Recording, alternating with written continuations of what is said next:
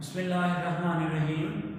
Welcome to the Lahore Garrison Junior and Upper School and welcome to biology class. Hopefully बेटा आप सब खैरियत से होंगे और अपनी सेहत का, अपनी स्टडीज़ का और अपनी बाकी एक्टिविटीज़ का अच्छे से ख्याल रख रहे होंगे।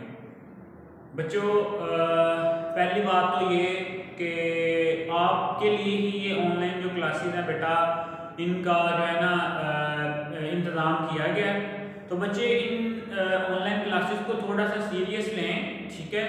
पहले बात और थी कि जब आपको पता था कि कुछ ना कुछ टाइम हमें स्कूल जाके मिल जाएगा, लेकिन बेटा अभी कुछ पता नहीं है कि नेक्स्ट क्या होने वाला है, ठीक है, गवर्नमेंट क्या डिसीजन लेने वाली है। लेकिन बेटा एक जो डिसीजन है ना वो कंफर्म है। वो क्या है कि बेटा एग्ज़ाम जो है ना आपके वो होने ही होने हैं, वो हर हाल में होने हैं, ठीक है। तो आपको उसके लिए खुद को क्या करना है, प्रिपेयर करना है, ठीक है। तो बेटा टाइम ज़ाया नहीं करें और अपनी ऑनलाइन क्लासेस को अच्छे से फोकस करें। चलें बेटा, 9th बायोलॉजी में हमने चैप्टर नंबर 8 शुरू किया हुआ है, न्यूट्रिशन। इसमें काफ़ी सारा जो इसका पार्ट है जिसमें कंपोनेंट्स ऑफ फूड थे वो हम कवर कर चुके हैं, ठीक है। और आज के लेक्चर से बेटा एक नया टॉपिक जो मोस्ट इम्पॉर्टेंट टॉपिक है बेटा इस चैप्टर का, या आप कह सकते हो कॉन्सेप्ट के हवाले से बहुत इंपॉर्टेंट टॉपिक है, तो बेटा वो है डाइजेशन इन ह्यूमन। इससे पीछे बेटा जो कुछ पेजेस हैं वो आपके स्मार्ट सिलेबस में इंक्लूड नहीं है। Effect of water and dietary fibre के बाद बेटा जो टाइटल आपका इंक्लूड है आपके स्मार्ट सिलेबस में वो है डाइजेशन इन ह्यूमन, ठीक है। चले, टाइटल है बेटा, पेज नंबर है 157, पेज नंबर 157, और जो टाइटल है आपके पास वो है डाइजेशन इन ह्यूमन। सिंपली बेटा जब आप डाइजेशन का वर्ड सुनते हो तो आपके माइंड में क्या आता है कि आपने खुराक खाई, ठीक है, आपकी बॉडी में, आपके स्टमक में, आपकी स्मॉल इंटेस्टाइन में, आपकी लार्ज इंटेस्टाइन में जाकर उसकी क्या हुई, डाइजेशन। डाइजेशन क्या है?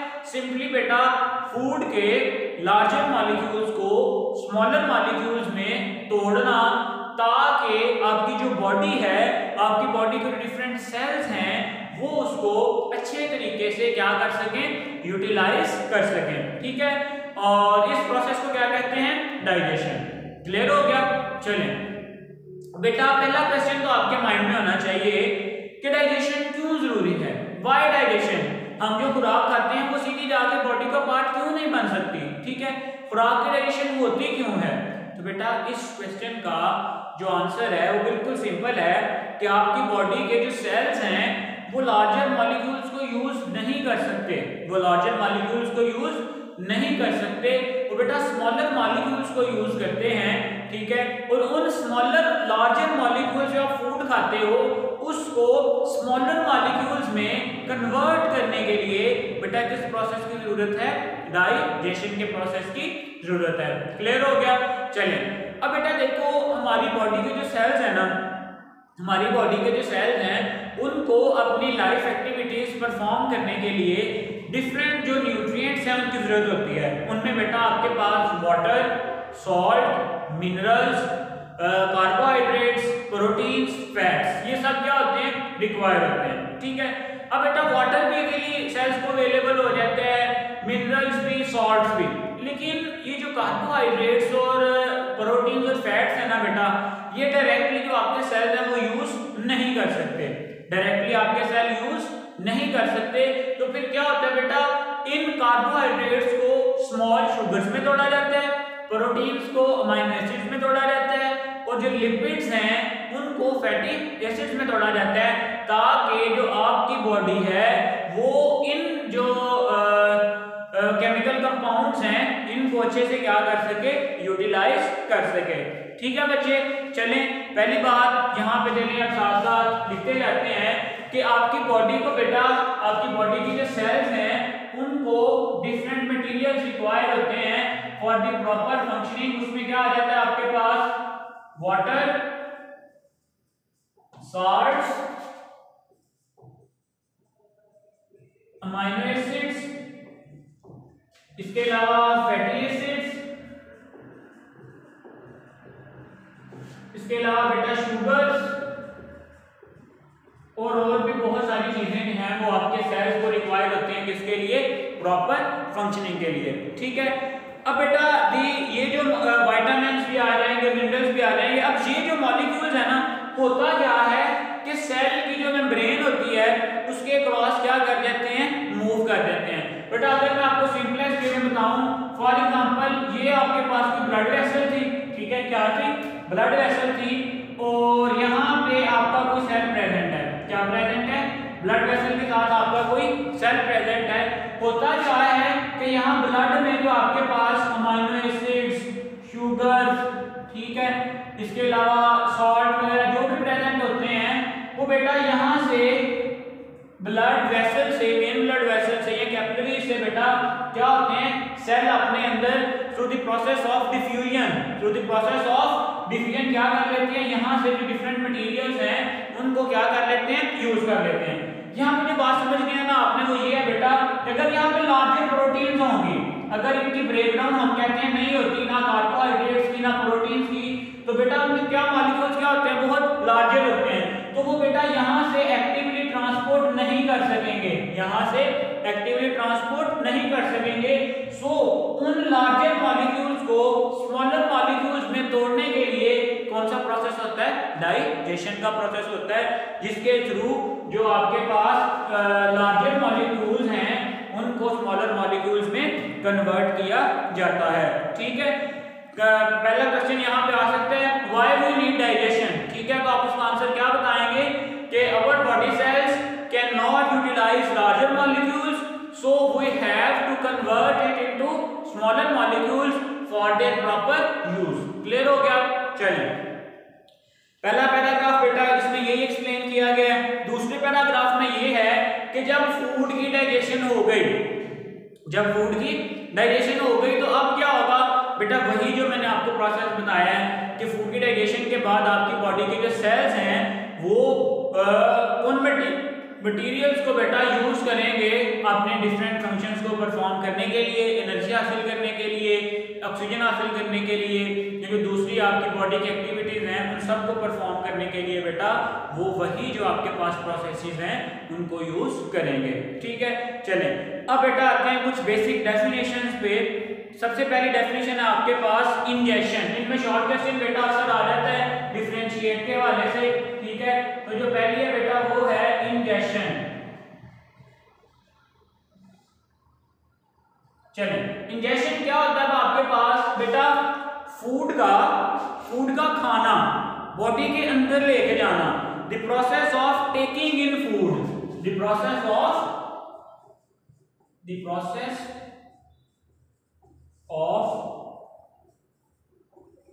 Taking in food. ठीक है, फूड का जिस्म के अंदर लेके जाना क्या कहलाता है, इंजेक्शन। क्लियर हो गया? चलिए, इंजेक्शन के बाद दूसरी डेफिनेशन है डाइजेशन। इंजेक्शन के बाद बेटा जो दूसरी डेफिनेशन है आपके पास वो है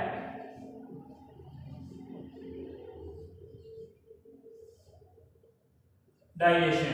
अब डाइजेशन क्या है, खुराक का, फूड का लार्जर मॉलिक्यूल्स से स्मॉलर मॉलिक्यूल्स में कन्वर्ट होना, ताकि आपकी बॉडी उन स्मॉलर मॉलिक्यूल्स को अच्छे से यूटिलाइज कर सके। इस प्रोसेस को क्या कहते हैं हम, डाइजेशन। क्या कहते हैं, digestion. The process of breaking up complex substances into simpler substances, the process of breaking complex substances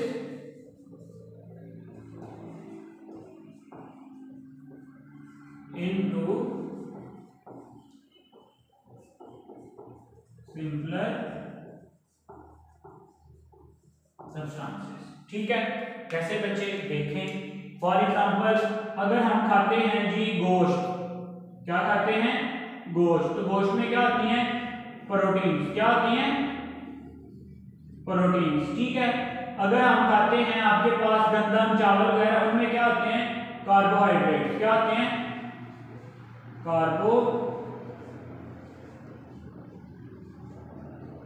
carbohydrates, ठीक है।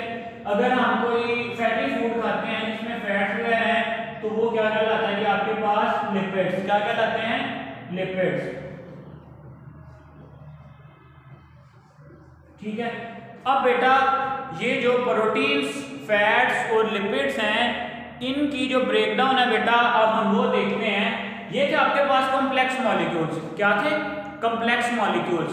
अब इन कॉम्प्लेक्स मॉलिक्यूल्स को बेटा सिंपलर मॉलिक्यूल्स, ये बात आपने याद रखनी है कि जो प्रोटीन्स हैं वो हैं कॉम्प्लेक्स, ठीक है, और इससे आगे जो सिंपलर मॉलिक्यूल्स बनेंगे वो हैं अमाइनो एसिड्स, क्या हैं, अमाइनो एसिड्स, ठीक है।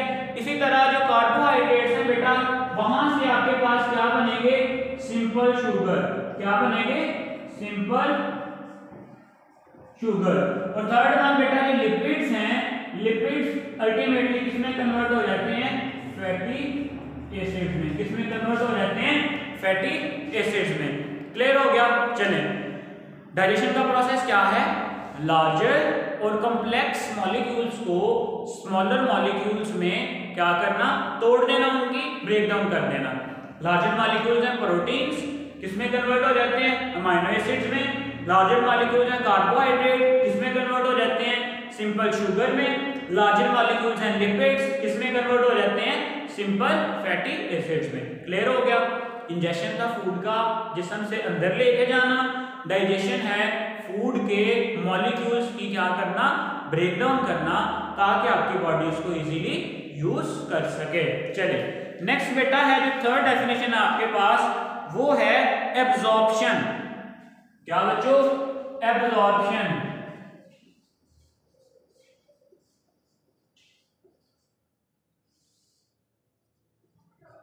चलिए एब्जॉर्प्शन क्या है, एब्जॉर्प्शन है बेटा diffusion of digested food into blood and lymph, diffusion of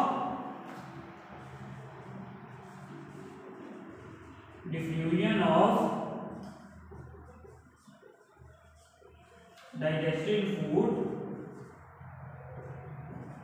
into blood and lymph। होता क्या है बेटा, आपका जो डाइजेस्टिव ट्रैक है जब फूड की डाइजेशन करवाता है तो उसमें जो न्यूट्रिएंट्स होते हैं, जो डिफरेंट मॉलिक्यूल्स होते हैं डाइजेस्टेड फूड में, वो किस में डिफ्यूज कर जाते हैं, किस में मूव कर जाते हैं, आपके ब्लड में, ठीक है। और इस प्रोसेस को हम क्या कहते हैं, एब्जॉर्प्शन। क्या कहते हैं, एब्जॉर्ब होना, जज़ब होना, आपके डाइजेस्टिव ट्रैक से डिफरेंट न्यूट्रिएंट्स का आपके ब्लड वेसल्स में क्या होना, आपके ब्लड में जज़ब हो जाना, ठीक है। इसके बाद बेटा जो नेक्स्ट है आपके पास डेफिनेशन वो है एसिमिलेशन।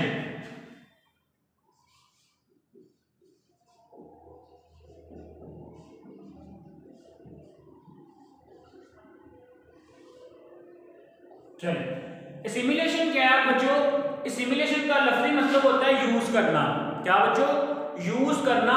तो ये वो प्रोसेस है जिसमें यही जो डिफ्यूज न्यूट्रिएंट्स थे ये आपकी बॉडी के डिफरेंट सेल्स हैं वो क्या करते हैं, यूज करते हैं। कन्वर्जन और incorporation of absorb simple food into complex substances constituting the body.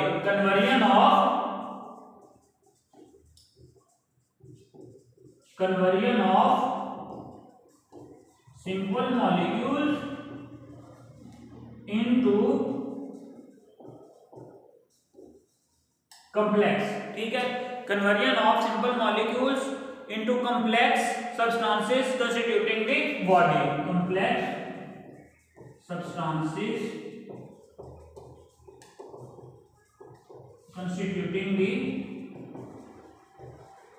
Body. इस बात से क्या बना रहा है, देखिए बच्चों अभी आप रिसेंटली ट्रांसक्रिप्शन का और ट्रांसलेशन का प्रोसेस पढ़ के आए हो, जिसमें हमने देखा था कि जो मुख्तलिफ लास्ट पे जो अमाइनो एसिड्स हैं वो जुड़ के क्या बनाते हैं, डिफरेंट प्रोटीन्स बनाते हैं, ठीक है। तो बेटा उस प्रोटीन्स के लिए जो अमाइनो एसिड्स हैं वो कहाँ से आते हैं, उस प्रोटीन के लिए जो अमाइनो एसिड्स हैं वो कहाँ से आते हैं। तो बेटा जो हमने प्रोटीन खाई उसकी क्या हुई, ब्रेकडाउन, उसमें से बेटा जो स्मॉलर मॉलिक्यूल्स थे अमाइनो एसिड्स, फिर उनको जोड़ जोड़ के दोबारा से कॉम्प्लेक्स सब्सटेंसेस बनाना क्या कहलाता है? एसिमिलेशन। क्या कहलाता है बच्चों? एसिमिलेशन। कंफ्यूज नहीं होना। पहला प्रोसेस था इंजेक्शन, फूड अंदर गई, अंदर जाने के बाद क्या हुआ? उसकी डाइजेशन हुई, लार्जर मॉलिक्यूल्स स्मॉलर मॉलिक्यूल्स में ब्रेक डाउन हुए। थर्ड स्टेप में क्या हुआ बेटा? वही जो स्मॉलर मॉलिक्यूल्स थे वो आपके ब्लड में क्या हो गए? एब्जॉर्ब हो गए। ठीक है। लास्ट जो फोर्थ स्टेप है उसमें क्या हुआ कि वही जो आपके पास एब्जॉर्ब्ड मॉलिक्यूल्स थे ब्लड में, वो डिफरेंट सेल्स ने यूज किए किसके लिए? अपनी रिक्वायर्ड प्रोडक्ट्स को बनाने के लिए। ठीक है। अब बेटा ये तो हो गया सारा डाइजेशन का प्रोसेस, सिमुलेशन का प्रोसेस। अब वो फूड जो डाइजेस्ट नहीं होती या डाइजेशन के बाद जो कुछ मटेरियल बच जाता है, तो बेटा उसको आपकी बॉडी से बाहर भी तो एक्सक्रीट आउट करवाना होता है। ठीक है। तो उसके लिए जो प्रोसेस है बेटा उसको हम कहते हैं डिफिकेशन। क्या कहते हैं? डिफिकेशन। यहां पे बच्चे देख लेते हैं हम।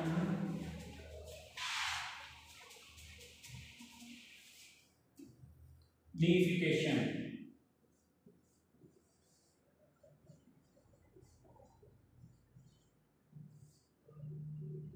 क्या है? Defecation elimination of undigested food from the body. Elimination of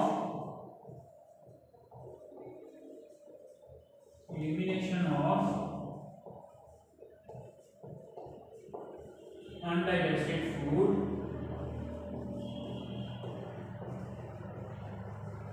from body, कि जो ऐसी फूड जो डाइजेस्ट नहीं हुई उसका आपकी बॉडी से बाहर निकल जाना क्या कहलाता है? डिफिकेशन कहलाता है। ठीक है। चलें नेक्स्ट बेटा, इसी पेज पे एक छोटा सा टॉपिक है human alimentary canal. Human alimentary canal का एक टॉपिक है बेटा। डाइजेस्टिव सिस्टम जो है ह्यूमन का वो किस तरह से होता है और इसमें कौन कौन से पार्ट हैं। छोटा सा शॉर्ट क्वेश्चन है बेटा, क्विकली हम इसको देखते हैं। ठीक है। चलें, जो है ना ह्यूमन डाइजेस्टिव सिस्टम या ह्यूमन एलिमेंट्री कैनाल,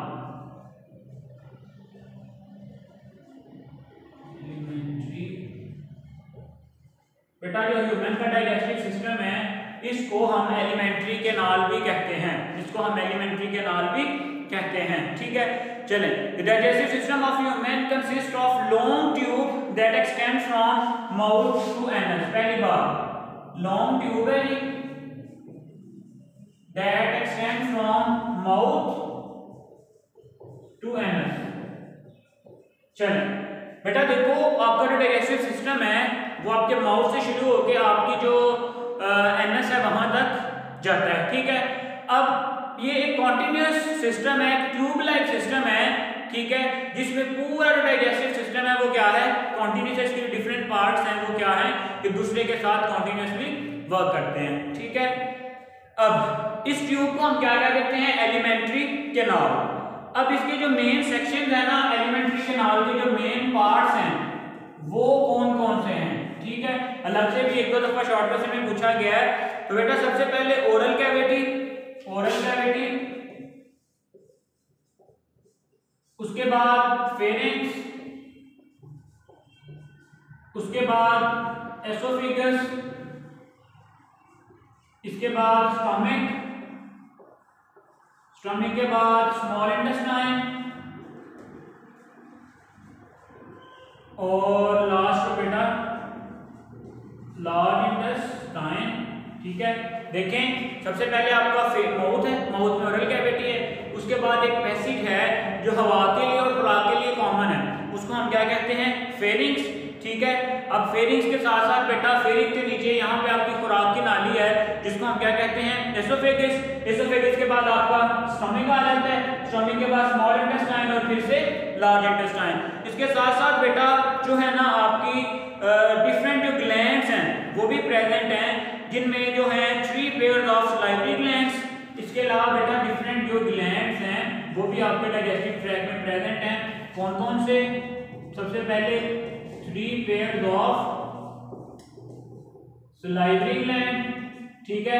इसके अलावा पैंक्रियाज, पैंक्रियाज के अलावा जो थर्ड वन है आपके पास वो है लीवर। ये सारे ग्लैंड्स भी आपके डाइजेस्टिव ट्रैक्ट में प्रेजेंट होते हैं। क्लियर हो गया बच्चे? कोई कंफ्यूजन इसमें, कोई क्वेश्चन? दोबारा से देखें, रट्टा नहीं लगाना। डाइजेस्टिव ट्रैक्ट सिंपली आपका mouth, oral cavity, oral cavity के बाद फेरेंक्स, फेरेंक्स के बाद आपकी जो खुराक की नाली जिसको हम क्या कहते हैं एसोफेगस, एसोफेगस के बाद स्टमक, स्टमक के बाद स्मॉल इंटेस्टाइन, स्मॉल इंटेस्टाइन के बाद लार्ज इंटेस्टाइन। लेकिन एक बात जो आपने याद रखनी है, यहाँ पे कुछ ग्लैंड्स भी प्रेजेंट होते हैं जिनमें 3 pairs of salivary glands and pancreas और लीवर भी क्या है शामिल हैं। आज के लेक्चर के लिए बेटा जी इतना ही। नेक्स्ट लेक्चर से इंशाल्लाह हम इस प्रोसेस को डिटेल में देखेंगे कि ओरल कैविटी में क्या होता है, फेरिंक्स में क्या होता है, एसोफेगस में, स्टमक में, वन बाय वन इन सारी चीजों को हम बेटा काफी डिटेल में देखने जा रहे हैं। ठीक है, आज के लिए बच्चों इतना ही। अल्लाह हाफिज।